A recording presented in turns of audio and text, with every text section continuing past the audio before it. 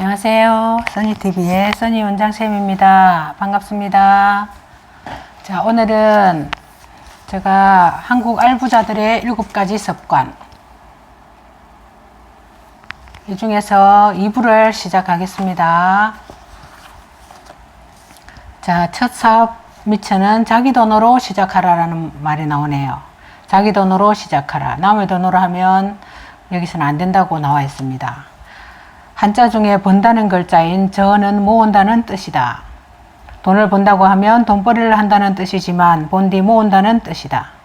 돈을 벌려면 먼저 모으는 것, 이것밖에 다른 방법이 없다. 예나 지금이나 근검절약이 성공의 ABC에서 A격인 것만은 틀림없다. 그러자면 남들과 씀씀이가 같아서는 안 된다. 먼저 먹을 것을 덜 먹고 입을 것을 덜 입고 사는 곳을 줄여야 한다. 이것도 모르고 돈을 벌려고 하는 것은 기업가 니은을 모르고 한글을 배우는 것과 같다. 이런 돈벌이의 기초 없이 덜컥 시작했다가는 자칫 남의 눈동에 주저앉은 꼴이 되기 쉽다. 한때 요즘 주식 안 하는가? 라고 인사말을 대신하던 시절이 있었다. 그러나 순진한 주부며 촌노들까지 주식에 손을 댔다가 큰 손실을 본 사례가 많다. 이건 역시 가리산인지 지리산인지 모르는 자가 느닷없이 시작했기 때문에 손재를 당한 것이다. 주식을 거래하는 것을 자신의 업으로 삼는 사람, 땅을 사고 파는 것을 업으로 삼는 사람 등 운동이든 공부든 장사든 간에 이 세상 모든 사람들은 자신의 업을 가지고 있다. 자신의 생활을 지탱하는 이런 업에 충실해야지 자기 스스로 자신 없어 하는 업을 부를 이루려고 하면 그것은 요행이다. 모으는 근검절약의 바탕 위에 스스로의 굳건한 본 중심이 바로 서야 함은 또 다른 성공의 ABC다. 먼저 돈을 모으자면 생리의 방편을 찾아야 한다. 방편을 구하다 보면 요령을 깨우치게 된다. 요령을 깨우치는 것이 바로 경험이다. 그렇다면 돈을 벌기 위해 얼마간의 미천이라도 모아야 한다. 세상에 미천 없는 장사가 어디 있는가? 경험 없이 시작한 사업은 온전하게 이어가기를 기대할 수가 없다. 그러면 당신에게 얼마의 미천이 필요할까? 적게는 한 푼에서 시작하지만 크기에는 제한이 없다. 나이나 학벌 또는 신분이 아니면 집안이 넉넉하여 고무줄과 같이 늘어나거나 줄 수도 있다. 그러나 처음 시작하는 초짜나 푼돈을 벌어본 경험이 없는 예비 창업자라면 늘 미천은 소자본임을 잊어서는 안 된다. 여기서 미천이라면 자기 돈과 남의 돈으로 구분된다. 초짜들은 대개 자기 미천만으로 창업을 생각하고 예비 창업자들은 남의 돈을 끌어모어서라도 사업을 하겠다고 생각하니 그 범위가 다르다. 물론 자기 미천이 짧으면 남의 돈을 쓰서라도 장사를 해야겠지만 결코 좋은 방법은 아니다. 원칙을 정하자면 사업을 하기 위한 미천의 적정 비율은 자기 돈 7배, 남의 돈 3이다. 자기 돈 70%에 남의 돈 30%라고 합니다. 일할의 범위 내에서 더하고 뺄 수는 있지만 그 이상은 안 된다. 예를 들어 자기 돈 5할 오픈 때, 자기 돈 4할 오픈 때에 딱 맞는 떡이라고 덥석 시작했다가는 그 장사는 오래가기 힘들다. 이자 부담 때문에 두 발 뻗고 잠자기는 애당초 그런 것이다. 누울 자리를 보고 발을 뻗으라는 옛말이 우리를 깨우치게 하기 위한 말이다. 우선 미천은 10가지 자기 돈으로 하는 것이 가장 좋다. 미천은 10 모두 자기 돈으로 하는 것이 가장 좋다고 합니다. 그러니 최영 장군의 교훈을 덜먹이지 않더라도 남의 돈 보기를 돌같이 해야 한다.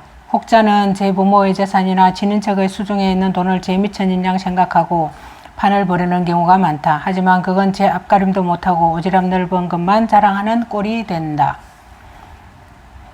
남의 돈이라면 은행에서 꾸거나 해륙에게서 빌려든 간에 갚아야 할 돈이다. 그러나 자기 돈이라면 전혀 갚을 내력이 없는 돈을 뜻한다. 예를 들어 자기 집을 팔았거나 푼돈을 모아 마련한 목돈, 아니면 우연히 산 복권에 행재수가 붙거나 퇴직금을 받았거나 혹은 부모님 덕에 물려받은 유산이 있을 것이다. 이런 까닭에 사업 미천은 늘 적을 수밖에 없고 소자본 창업이란 말은 여기서 나온다. 중국은 땅의 넓이만큼 내력이 깊고 저마다 특색을 갖추고 있는 상인들이 많다. 그런데 상인뿐 아니라 중국인의 심성에 자리 잡고 있는 돈의 욕망은 각별하다. 우리가 연말연시에 가장 많이 덕담하는 새해 복 많이 받으세요 라는 말과는 달리 중국인의 덕담인 공의발제, 돈을 많이 버십시오 라는 뜻이라고 합니다. 무척 현실적이다. 발제는 대박과 의미가 같다고 하는데 대박 터뜨려 돈을 버시라가 정확한 의미일 것이다. 자, 여기서 제가 또 여기 조금 꼭 필요한 내용들을 제가 읽어보겠습니다. 부의 습관 5번째 중에 견딜 힘을 키워 중심을 지켜라 라는 문구가 있었죠. 거기에서 제가 필요한 문장을 한번 읽어보겠습니다. 자린고비는 어떻게 돈을 다 썼을까? 아끼되 수전노는 되지 마라. 경쟁자가 많아야 돈을 번다. 운이란 늘 성공과 한 집살이를 한다. 질경이처럼 끈질긴 장돌뱅이의 당당함을 배워라. 절대 벌이 이상 돈을 쓰지 마라. 고객을 적으로 만들지 마라. 억척 어멈에게서 배워라. 싸고 맛있는 집은 귀하다. 라고 합니다. 성공한 사람들의 삶에는 질경이처럼 끈질긴 당당함이 배어있다. 무수한 사람들의 발길에 짓밟히고도 이튿날이면 어김없이 고개를 고추 세우고 당당하게 서 있는 것이다.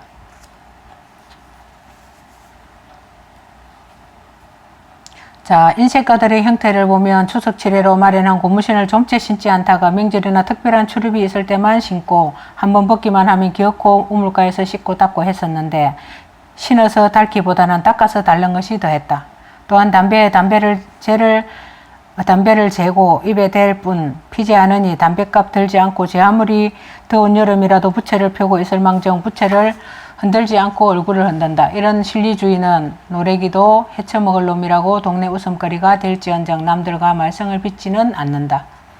대개 자린고비라면 돈을 모을 줄만 알고 쓸 줄 모르는 천하에 인색하기로 소문난 사람의 대명사다. 실제로 충주지방에 살았던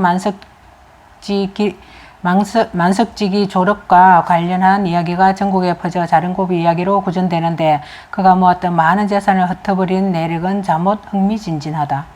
먼저 자린고비가 돈을 모은 내력을 살펴보자. 조상에게 물려받은 땅 한 떼기 없이 그 시기 두 쪽만 차고 사내가 할 수 있는 일이란 제한적이었다. 하루는 화복은 자기에게서 나오느니 구하려는 자가 힘쓰면 얻어지는 법.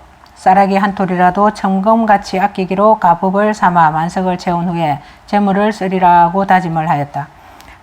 빌어먹다시피 하여 남의 집을 떠돌아다니며 머슴도 살고 삭짐도 지고 할 무렵 우연히 횡재를 하였다. 수족이 달아지도록 부지런히 치산을 하는데 인가가 없는 길가에서 계란 하나를 주었다. 아는 집에 맡겨 놓았더니 암병아리오 낳는 족족 암놈이어서 조력의자서는 기하급수적으로 불어났다. 그로부터 무슨 일이고 손만 대면 수지가 맞아 만석 규모의 재산을 모을 때까지 재물이 들어올 싹수라 단 하나도 나가는 조짐이라고는 보이질 않았다. 그래서 자기는 하늘이 낸 사람이라는 신념으로 굳어지게 되었다. 그러던 것이 수십 년 오르막의 끝이었나. 한밤중에 족제비가 닭 한 마리를 물어갔다. 조력은 이것은 장차 재산이 나가려는 징조라고 생각하고 재물이 나갈 때는 거기 처하는 길이 따로 있는 법이니 이제부터 본때 있게 써야 한다 하며 방법을 궁리했다. 아무 날 동네 사람들을 위해 돼지를 잡고 닭을 삶아 잔치를 거하게 버려놓고 그동안 굽어지고 꼬였던 세간의 오해와 미안함을 풀었다. 그리고는 석수를 불러 다리를 놓고 둑을 쌓아 땅을 개간하고 굶주린 인민들을 위해 농지를 무상으로 배분해 주었다. 이러므로 그가 일생 모은 재산을 뜻있는 일에 보람있게 다 써버리고 65세의 나이로 세상을 떠났다. 만석군의 자식이건만 유산다운 유산 하나 못 받은 아들에게 이때 이런 말은 내 복은 내가 타서 살려머나이다. 자, 우리 주변을 살펴보면 치재는 잘해도 활재 명수는 보기 힘들다. 재벌어 재 다 쓰고 가는 이름 없는 부자들이 태반이요. 대물림하기 위해 수많은 재산을 남기지만 불과 10년도 넘기지 못하고 후대에 와서 폐가 망신하는 경우는 또 얼마나 많은가. 허나 재산을 후대에 남기지 않고 인민을 위해 모두 활재한 경우에는 분명 면면이 이어져 온 부자의 내력이다. 먼저 세속의 이인이라 불리는 의주 만상 임상옥이 있으며 해방 직후 경주 만석지기 최준의 스스로 토지를 개혁하고 재산의 대부분을 대학에 기부한 것. 기업인으로서 부산 바닥의 거지들의 재활을 도와 일명 거지대장으로 불린 김지태 등 모두 한국 의부의 계보인 것이다. 라고 나와 있습니다. 자, 오늘은 여기서 마치겠습니다. 제가 소개해드린 책은 한국 알부자들의 7가지 습관이었습니다. 2부 마치겠습니다. 함께 해주신 여러분 감사합니다.